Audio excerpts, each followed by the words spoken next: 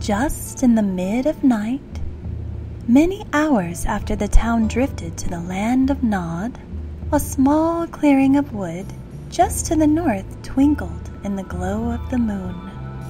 Tiny lights flickered, a welcome sign to the creatures under the canopy. A soothing hum emitted from the Great Spirit as it patiently waited for its children. Timidly at first, they entered, their paws tattered, their wings weary. All arrived, both friend and foe. They waited as the blessed glow of the moon washed over them, and the Spirit's voice echoed through their souls. They sat and waited, their eyes gleaming at one another. As they were restored one by one, they bowed respectfully for the comfort of the wood and the bounty of food.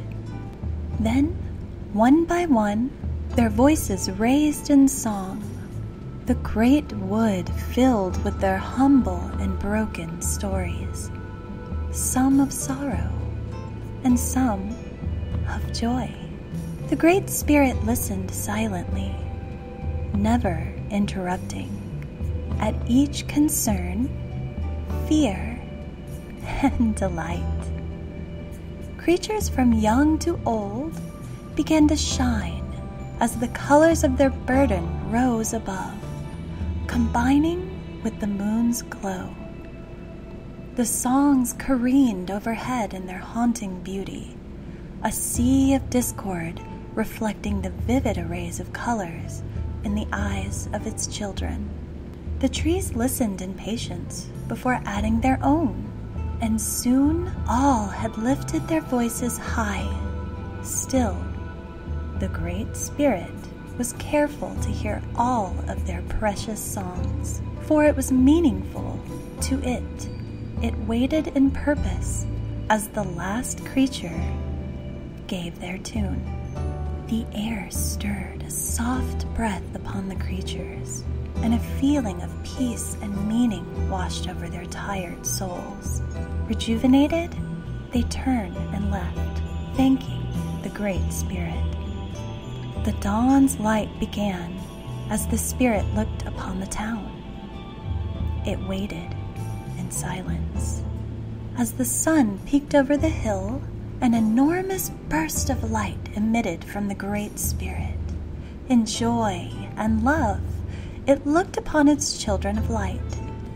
As it hummed the psalm of life, sunbeams emanated from its fingertips and toes, the harmony stretching across the bustling town. Most of the men and women went about their day, attending their chores. A few stopped to listen and felt a gentle breeze wash over them. The children, however, stopped in their tracks. They turned their ears to the wood and smiled, basking in the beautiful hymn. The adults looked to their children in bewilderment. Why did they do this every day? They scolded the children, believing this was a way to rebel. Most of the older ones would heed to the adults' demands. However, the youngest would argue and try to wander away. Day by day had gone the same. Each child would stop, and each parent would scold, until the day arrived that the youngest child, Peter, could no longer stand the curiosity. He finished his chores and snuck away. "I'll be back before dinner, and Mama will never know. I've finished my chores and she'll be pleased," he thought. Feeling very proud indeed, he set forth to the wood. "Besides, I've been in the woods many times, and nothing bad has ever happened," he reasoned. He just had to see what made those beautiful sounds and feelings. He passed over the grassy hills as the lazy breeze tousled his dark locks. Before he knew it, the woods were before him. The feelings became stronger, and he stood outside bathing in its soothing melody. With his eyes closed, Peter waited. For For what? He did not know. But he waited just the same. "Come, child. Come inside," the voice beckoned. Hesitant at first, he pushed his way through the brush. Finally, Peter came to a clearing. He saw nothing, and yet he felt a strong presence filling the air, gently encircling him. "Wait," it commanded, and then the air was silent. Though his legs became twitchy, and he knew his parents would be cross, he waited. Night fell slowly, and he heard the town calling, but somehow Peter knew he must wait. Above all, he heard his mama's distress, and he felt guilty for worrying her. But still, he patiently waited for the spirit's return. Upon the 11th hour, the town lit torches and marched toward the northern wood, calling to him. After a while, they reached the edge. It took every ounce of restraint not to call back as he patiently sat and waited. When the townsfolk reached the clearing, they were shocked to find Peter. His mama was the first to bolt across and hug him tight. "Child, where have you been?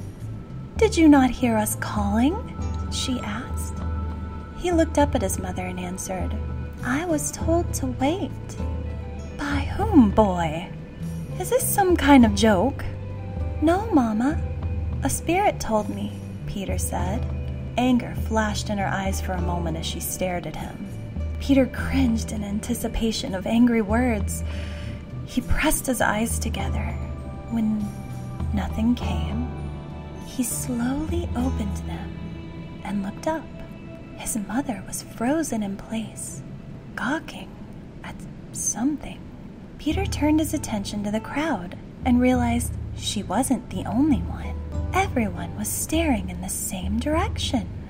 Animals of every size and shape filled the clearing and sat just beneath the glowing orb that floated in the center.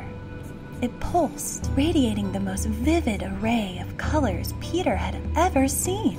Unsure of what to do, the awestruck townsfolk stood and looked on in silence. Each animal hesitated in front of the humans, but soon joined their voices in song. The people could not believe their ears. All the voices could be understood. What a sound! The people could not believe it. It was beautiful, like nothing they'd ever heard. Had the animals always spoken with such clarity? They listened in reverie as the creatures thanked the spirit above. The people smiled with the tales of frolicking through the woods and the love the creatures felt for one another. They cried as the animals spoke of their hardships and of their fears. They stood in shame at the animals' sorrow of fading homes and lost loved ones. This song was the most heart-wrenching, and all of the townspeople were given such pictures of the past that some fell to their knees. Had they always been so selfish? Maybe, just maybe, the animals had been speaking to them all along, but they were too caught up in their daily lives to listen. From the crowd, a lone boy walked forward. It was Peter, the child that had brought all of them here. Fearless, he walked over to the animals and stopped just in front of their curious gazes. "I'm sorry. I did not mean to take your homes. It was wrong to leave you with no place to go. Please, won't you forgive me?" Humbled before them, he offered his hand. The animals shifted uneasily and looked around for a trap. Men, you see, were not to be easily trusted. They eyed him for a long, long time. Minutes stretched by, but still the boy waited, offering his kind smile and extended hand. Ever so slowly, a single wolf stepped forward. He sniffed at the child's hand. Peter motioned with his other hand in caution to his mother's outburst. The wolf met the boy's gaze and saw within him no malice or ill will. With renewed confidence, he nuzzled against Peter's hand. The Great Spirit saw that this was good, and so the first animal to walk by man's side was the wolf. Peter promised to care for the animal, to respect its home, and to do it no harm. One by one, each person stepped forward, apologizing and bowing humbly before the animals. They offered their protection, the food from their town, and aid in tending to the land they had stripped away. 2 by 2, the men and the animals leave the clearing in tandem. After this night, and with each new generation, the townspeople walked with their young up to the forest on the clearest of winter nights.